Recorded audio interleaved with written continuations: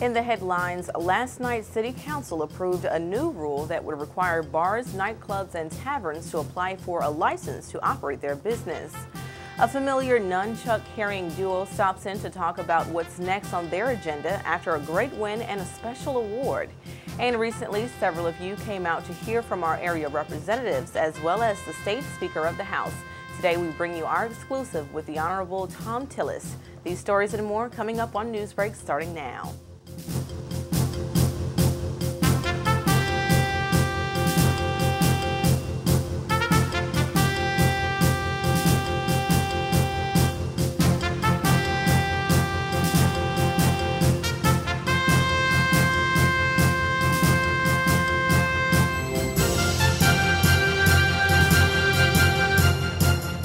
From WHIG-TV, this is NewsBreak 31.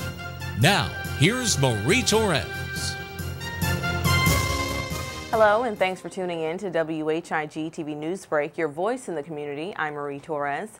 Last night, Rocky Mount City Council met to discuss several items, one of which was the approval of an amendment to the city's ordinance that would put more rules on the city's nightclubs, bars, and taverns.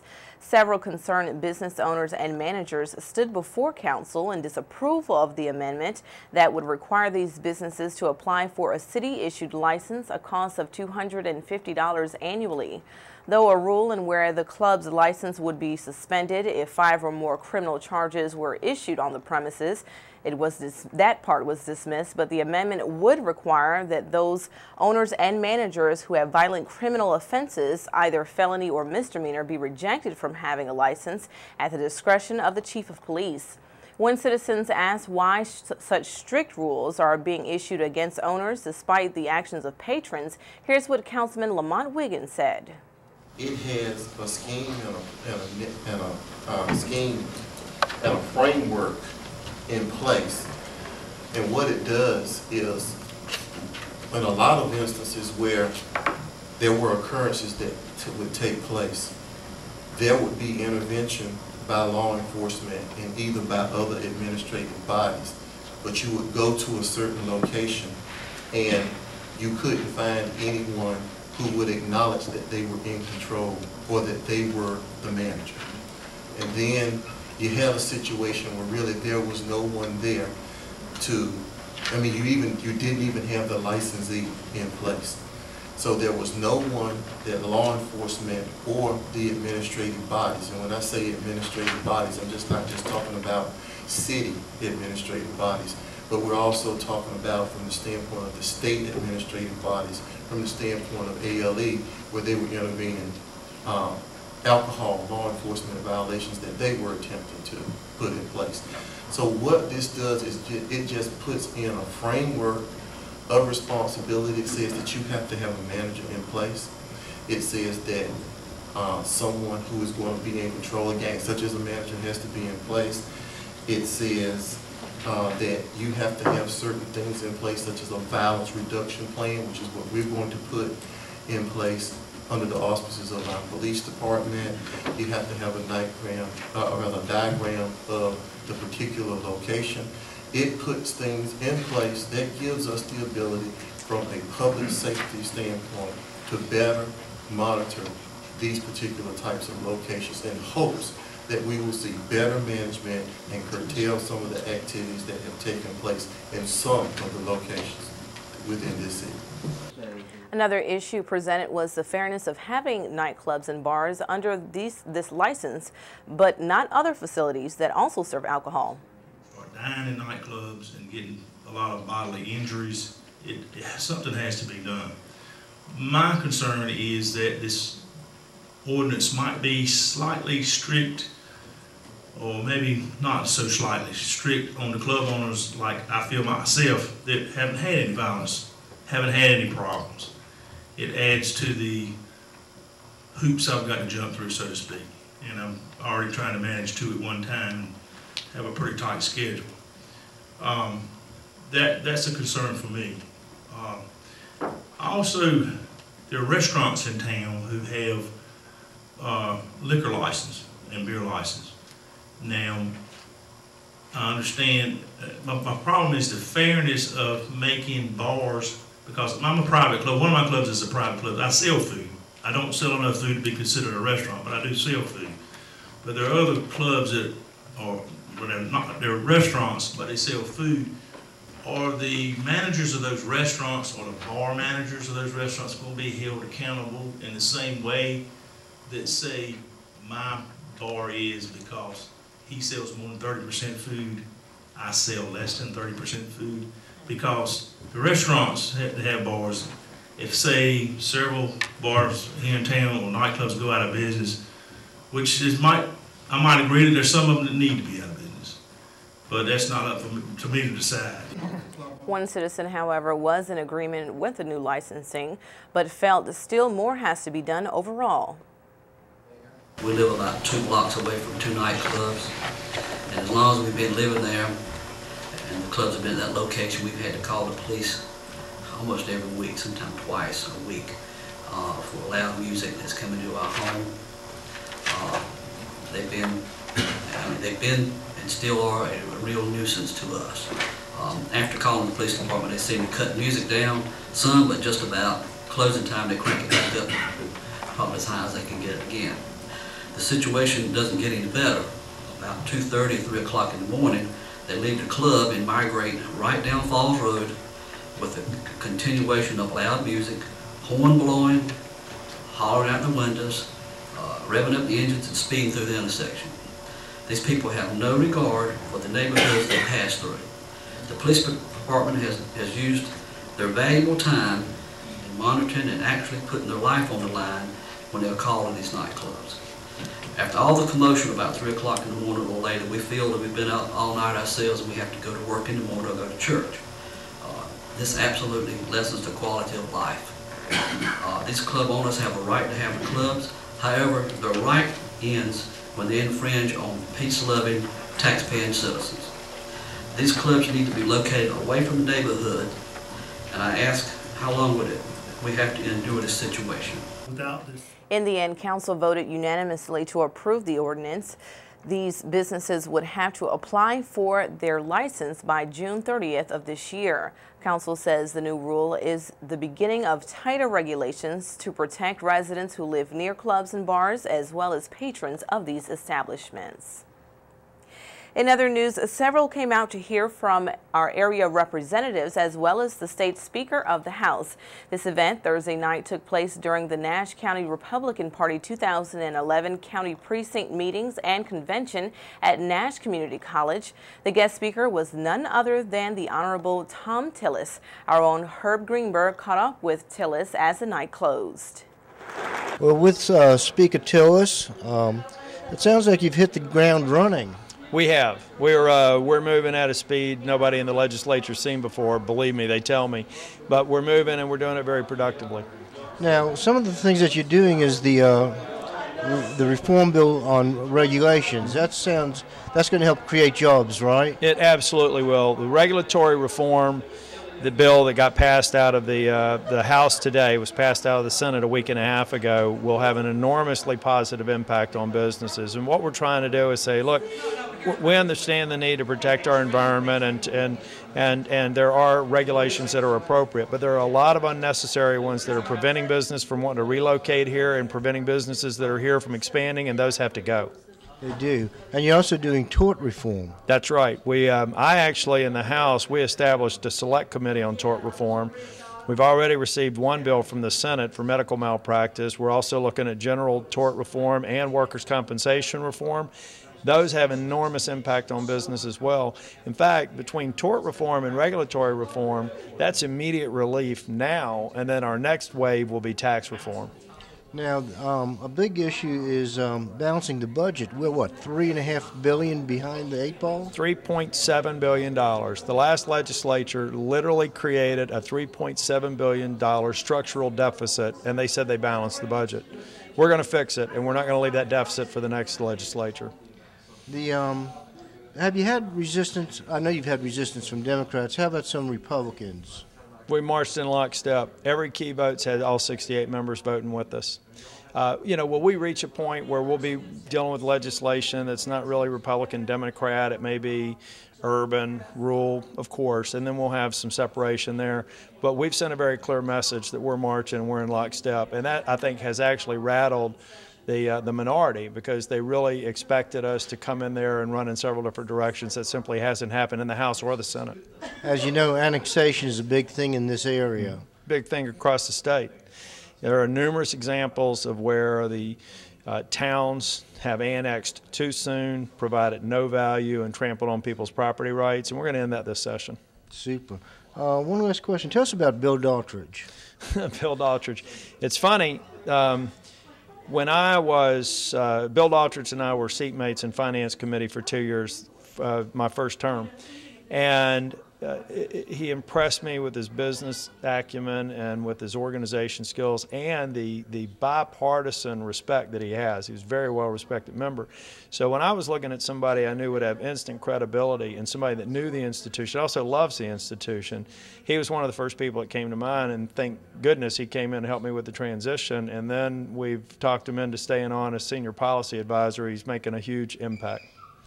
Tell us a little bit about yourself. You're from the Charlotte, Mecklenburg area? Well, I am. I'm relatively new. I've lived all over the Southeast. I've lived in every southeastern state except for South Carolina and Mississippi. I have lived in the Charlotte area since 1996, and I've got 2 kids, a wife, and dogs that I name after good conservative presidents. Good. And you're also an IBMer. That's right. Partner at PricewaterhouseCoopers and partner at IBM Business Consulting Services. My background's going into big organizations and trying to make them run better, which is kind of like what I'm doing now. You know, it's what we saw in your speech earlier just makes good sense. Yeah, I think it's really just about common sense. We could make this a lot more complicated than it is, or we can realize that there's just some fundamental things you've got to get right and then get out of town. Thank you very much. Thank you. And thank you, Herb. When we return on Newsbreak, we catch up with a little fighter with a big punch.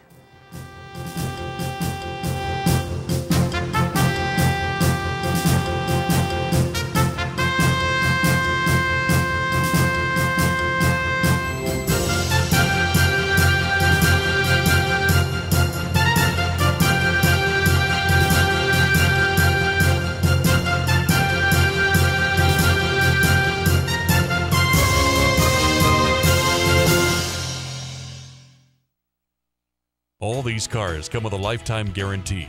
Lifetime? That's a long time! But that's not all. They also come with free maintenance services for life and loaner cars too.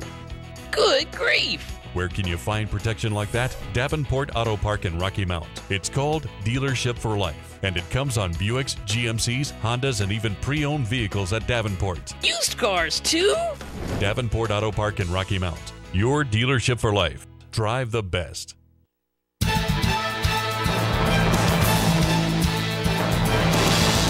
When it's happening to you, you'll hear from us. WHIG TV Newsbreak is reporting on the news, issues, and stories that matter to you. Call us at 252-885-1814. Email us at marie.whigtv@gmail.com or check us streaming live at whigtv.com. We're your voice, ready to bring you the news. The Country Inn & Suites is your home away from home with a staff that always treats you as family. If you or your church or company has visitors, give them a great Rocky Mount welcome with a special discount on their overnight or extended stay. Not only is the Country Inn & Suites a comfortable place, we'll spoil them with fresh cookies and complimentary breakfast. We're filled with luxuries like an indoor pool, fitness center, and a guest laundry. The Business Center includes a boardroom, connection to high-speed internet, and catering for meetings is always available. Call me, Donna Vachavis, at 252-442-0500 for a tour and or to set up your corporate rate. You're always welcome as family in the Country Inn & Suites, Rocky Mount.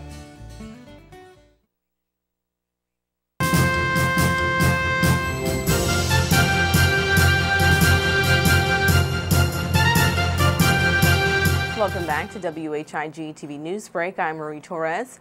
A little fighter can have a big punch. We recently caught up with two fighters many of you may know. Take a look. At the age of 11, local Kyokushin karate student and competitor Christian Buffalo knows what it means to give it all you've got, and he's got the accolades to prove it. Trained by his father, longtime regional instructor Kenny Buffalo, young Christian is proof that great things can come in small packages. We recently sat down with the father and son duo to learn more about Christian's recent victory in the 2011 Kyokushin Karate US weight category tournament and their unique father-son teacher-student relationship.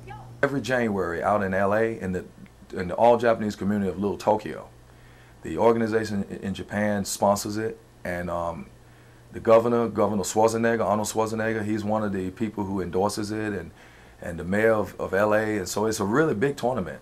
Our organization it's closed though. I mean, you have to be invited to fight in this tournament, so only the elite even get to even compete in a tournament like this. It's not like a regular karate tournament, you know. And usually there are not that many American fighters. The majority of the fighters come from around the world. Even though they have the tournament here, it's more of an international tournament. This was the second time he fought. The first time he fought in that tournament, he made it to third place in 2010, losing very close, you know. So he trained even harder. He wasn't discouraged, and he came back this time, and he actually won first place. And his final match was against a very strong competitor from Kazakhstan, which is a country close to Russia. And that young man was awesome. He actually had damaged a kid's collarbone in a previous match, you know, he was really strong, his punches, you know, and he was a lot taller and heavier than Christian was. And that match was a great match because Christian showed his spirit and determination in that fight, because I think when he came out, not many people in the audience gave him a chance to win that fight, you know. I mean, you could hear the reaction of the crowd. They were like, oh, that little kid is dead, you know. That was just the opposite. Even though Christian did not win this particular fight, he did give his opponent a good run for his money, sending the fight into overtime. It was a great fight. I mean, everybody in the building was just like really into that fight. And I don't think they expected to see a fight at that level in the youth division. And because of the spirit and determination that Christian showed in that match, he received the highest honor that he's ever received in his whole 3-year fighting career. And that was the Fighting Spirit Award, which is a special award and the highest honor that is given at a Kyokushin Karate tournament. And he was the first youth competitor to ever receive that. You know, it's usually reserved only for adult competitors. They both expressed their sentiments about the award. Oh, I was very, very surprised and very pleased. You know, when they called him to come back up there, I thought something was wrong. You know, I was like, why are they calling him back? Because he'd already received his trophy for winning the youth tournament. So I was so proud of him. I was greatly honored because there were so many great matches and competitors during that tournament.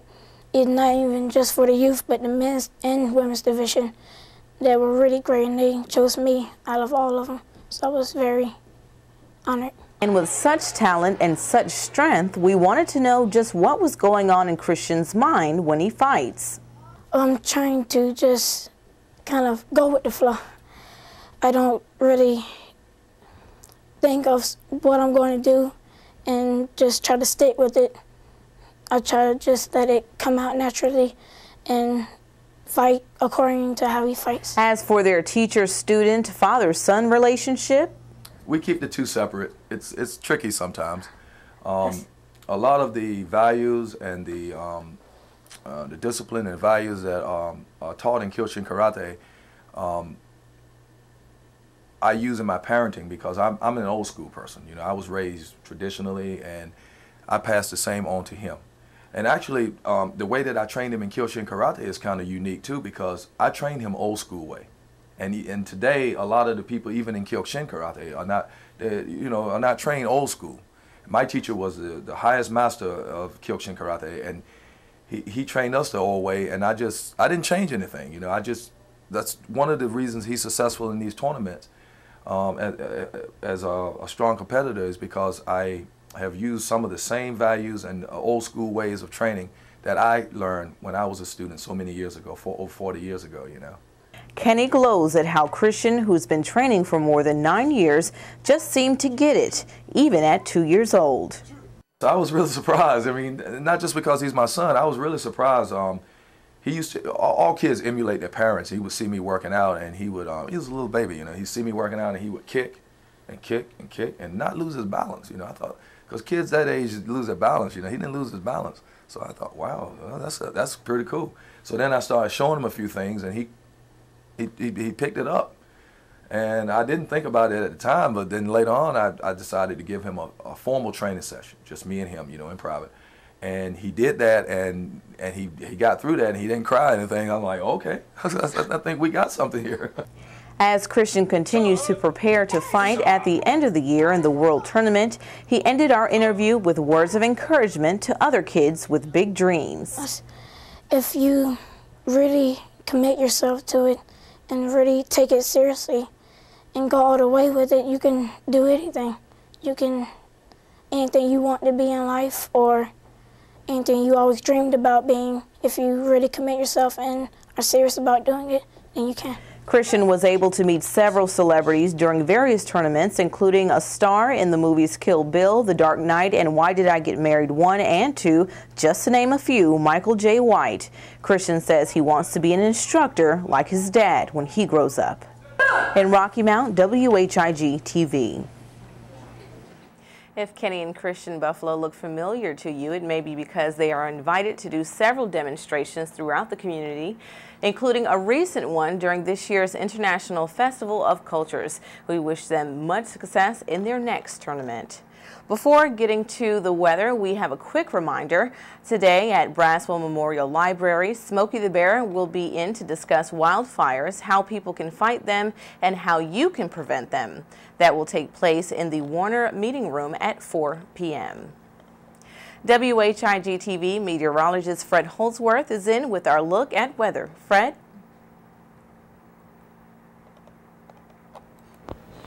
And hello everyone. Let's take a look at our Rocky Mount weather, and this week looks like it's going to be a good one as we're in a little cool down right now, but that's going to end as a front moves through our area and high pressure builds in behind it, and we will have warming temperatures all the way through the end of the week, as we'll see temperatures around Friday approaching 80 degrees. And remember, spring begins on Sunday. Well, let's take a look at our forecast map and we'll see what is going on or going to be going on a little later today. You have a rather complex system right here. We have a warm front that is moving northward, and as it does, we'll see our temperatures begin to rise. An occluded front, this is where this cold front has caught up with a warm front, right through here. And we'll see rain all out ahead of this frontal system, and maybe even a few thunderstorms right in this area right here.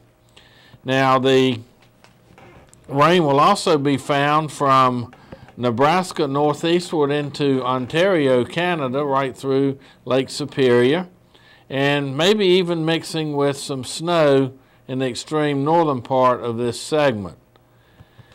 Cold front right here is contributing to the rain. High pressure to the south over Texas and over the plains will give fair skies extending from the southwest into the southern Rockies. Winter has not lost its grip in the Cascades, as some heavy snow is forecast for the Oregon uplands right in here, and also to the chimney of Idaho, this area right in here. They will see some heavy snow today, and also some heavy snow possible in the northwestern portion of Wyoming right in here. The weather for our area will be influenced by this, once again, this warm front right here, and then a trailing cold front that will pass through our area late tonight and into Wednesday as this low pressure moves east and northeast right into this area here. Well, let's take a look at our forecast and see what we can expect for the next few days. Cloudy with a slight chance of showers developing later this afternoon with a high of 58, east wind 10 to 15 miles per hour. Tonight, showers with a low of 55. Winds will be east at 5 to 10 miles per hour. Wednesday, showers during the morning, cloudy during the day with a high of 70. Winds will be west at 10 to 15 miles per hour. Wednesday night, clear with a low of 40, northwest wind 8 miles per hour. Thursday will be sunny with a high of 70, north wind at 5. Thursday night, clear with a low of 45 degrees. Friday, sunny, 78 degrees for the high, and that could go a little bit higher. Friday night, clear with a low of 52. Sunny on Saturday with a high of 76 and a low of 48. Our high temperature yesterday, 57 degrees. Our low this morning was 39. And that's a look at your Rocky Mount weather right up to the minute. Thanks, Fred. And thank you for tuning in to WHIG TV Newsbreak today. Join us Thursday as we continue to bring you news that's impacting our community. For WHIG TV, I'm Marie Torres. We'll see you next time.